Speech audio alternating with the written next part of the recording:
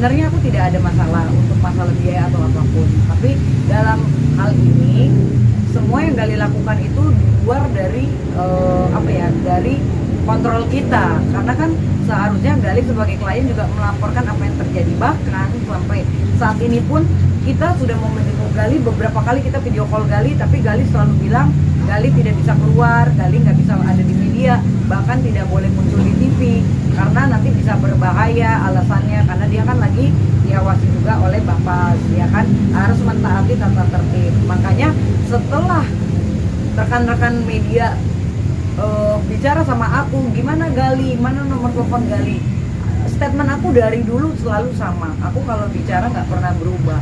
Permintaan dari Gali, ya kan, Gali tidak mau muncul di media dan tidak mau muncul di medsos, apalagi kalau acara talk show, karena dia khawatir nanti berdampak pada asimilasinya.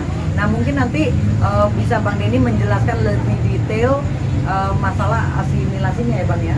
Oke, persilakan Bang Denny. Baik, terima kasih.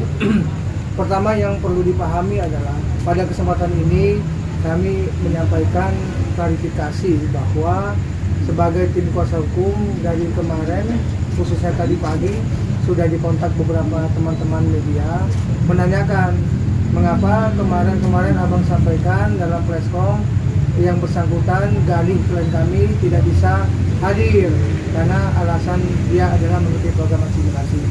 Nah ternyata tadi pagi beliau hadir di salah satu stasiun televisi untuk mengikuti acara. Nah berdasarkan tersebut maka kami mempertimbangkan, ketimbang ini akan berdampak sebagai profesionalisme kami sebagai advokat, maka perlulah diadakan pertemuan pada saat ini, yaitu konfirmasi atau klarifikasi kepada teman-teman media bahwa yang pertama, bahwa benar Gali keluar atau bebas dalam rangka program asimilasi pada Desember dinyatakan yang bersangkutan diterima. Yang kedua, karena dia adalah peserta ataupun napi yang mendapat asimilasi, maka dia itu berada di tempat atau di rumah sebagaimana yang ditunjuk ataupun yang disepakati, dan nomor telepon atau handphone yang bisa dihubungi itu berada di tangan pengawasnya. Nah ketiga, dengan keberadaan yang bersangkutan berada di salah satu stasiun televisi, hal tersebut belum ada konfirmasi kepada kami kuasa hukum, belum ada meminta pendapat kepada kami sebagai kuasa hukum untuk memberikan advice apakah yang bersangkutan boleh untuk menghadiri acara-acara stasiun televisi. Dan yang keempat adalah kesepakatan kami terakhir pada saat video call menyatakan bahwa untuk menghindari dampak atau akses negatif terhadap pelaksanaan program asimilasi dia, maka kami berkesepakatan untuk sementara ini tidak dulu muncul di ruang publik, mengkhawatirkan akan terjadi sesuatu yang akan berdampak atas proses asimilasi. Nah, akan tetapi tadi pagi kita dapat konfirmasi, Mbak Kumala juga sudah ditanya berapa orang, ternyata beliau hadir. Sampai sekarang kita coba mengkomunikasikan kepada yang bersangkutan apakah hal tersebut sudah disampaikan kepada pengawas atau sudah ada izin rekomendasi untuk melakukan aktivitas ataupun pekerjaan. Karena pada prinsipnya seseorang yang menerima asimilasi itu adalah tidak melakukan sesuatu yang berdampak atas COVID-19, karena dikhawatirkan ada klaster baru di penjara yang akan membuat para napi-napi ini terkena COVID, sehingga akhirnya dilakukanlah program asimilasi. Nah, yang bersangkutan memperoleh itu, sehingga dia berada di rumah di mana kemarin kita sepakati tempatnya. Oleh karenanya dalam kesempatan ini kami tim kuasa hukum menyampaikan bahwa belum dapat konfirmasi dari dia bagaimana proses sehingga dia bisa hadir di televisi.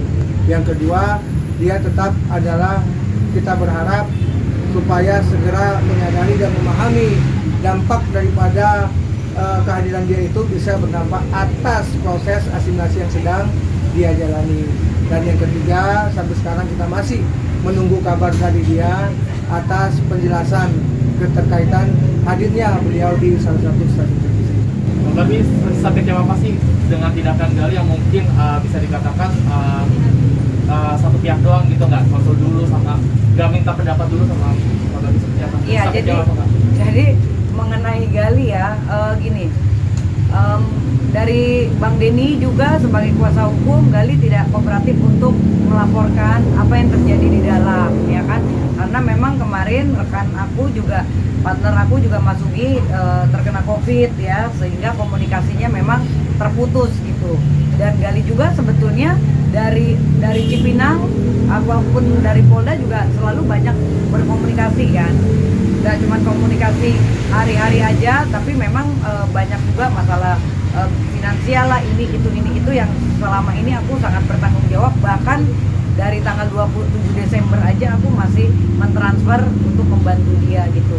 Nah, yang sangat disayangkan, yang sangat kita sayangkan adalah ketika Gali susah kan kita yang sangat membackup.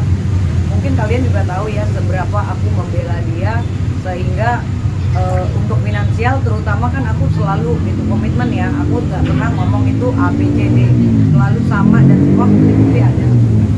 Dengan sangat kita mensupport dia gitu. Nah, ternyata setelah asimilasi keluar, dia pun juga banyak menghubungi aku, video callan terus sebetulnya sama aku, tapi karena Gali meminta untuk aku tidak boleh bicara banyak tentang Gali bilang Gali mau masuk pesantren, lagi mau beribadah.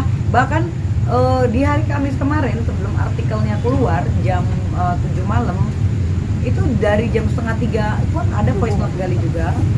Gali itu mengatakan ya udah kita hubungannya kan kayak kakak adik.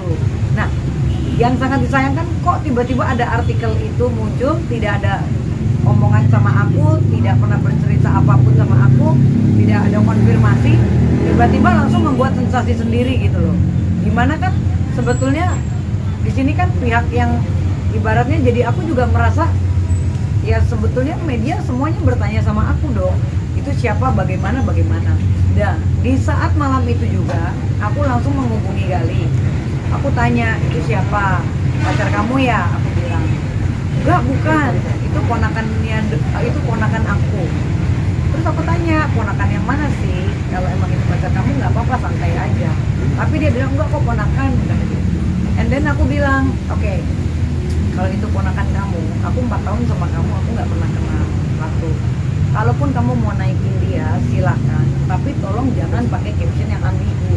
Karena dengan caption alhamdulillah ngetek nama, orang kan pasti netizen akan berasumsi kan, wah ini pacar Gali, sehingga pada saat itu ada 1000 komen yang dia akhirnya langsung matiin sendiri gitu loh. Dan aku bilang, kalau mau naikin seseorang dengan cara yang baik lah, jangan seperti itu, karena kan aku backup kamu terus loh, ya kan, aku ikhlas membantu kamu, tapi jangan membuat panggung sendiri, apalagi tidak ada konfirmasi dengan tim kuasa hukum Gali. Apalagi sebelumnya pernikahan aku 4 tahun sama Gali. Ya kalian bisa lihat sendiri siapa sih, kok bisa, kok begini, kok begitu, rumor-rumor segala macam kan kalian bisa menilai sendiri. Berarti seorang Gali orang yang tidak pernah menghargai perjuangan, ya dianggapnya apapun yang kita lakukan buat dia tidak ada arti. Nah, oleh karena itu inilah bukti bahwa kenapa aku meninggalkan Gali. Aku nggak bisa sebarin omongan itu, tapi cukup aku simpan dalam hati, dan itu sangat menyakitkan. Aku udah keluar abis-abisan, banyak masih juga kurang, dan ada selentingan omongan yang itu nggak cuma sekali ya bang. Dan aku punya prinsip, oh berarti aku tidak dihargai. Dan kalian asal tahu, semua bintang tamu aku itu habis semua uangnya hanya untuk biaya Gali gitu loh. Jadi aku kerja kemarin 2019, habis semua, ludes tuh semua uang bintang tamu aku hanya untuk dia gitu loh. Bahkan keluargaku aja ketika aku udah berpisah masih bingung, mamaku kok masih juga sih lu transfer Gali, kan udah nggak ada hubungan.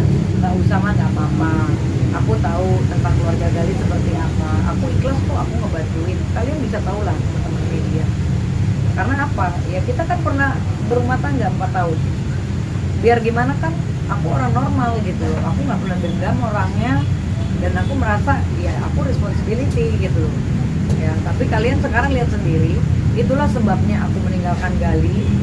Gimana kalau kalian ada di posisi aku yang sudah berjuang, kalian tahu aku di BAP 2 kali 13 jam, 12 jam ya kan, bahkan semua media pada saat itu wah udah hancur banget deh berita aku tuh 3 bulan aku udah belum lagi dihantam sama artis ini, pengacara ini, semuanya aku dibilang KW ini itu.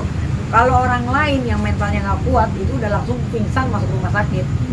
Tapi seorang Berbi Kumalasari tetap tegar, lo mau tanya gua apa, gua tetap tersenyum dengan indah, tetap gua tenang, tetap gua menyampaikan kebenaran. Makanya sampai gua dibilang Ratu Halu, ya kan? Kenapa? Itu the one and only. Memang kalau orang yang nggak ngerti, kampungan malu-maluin. Tapi kalau orang yang paham konsep, legend banget gitu loh.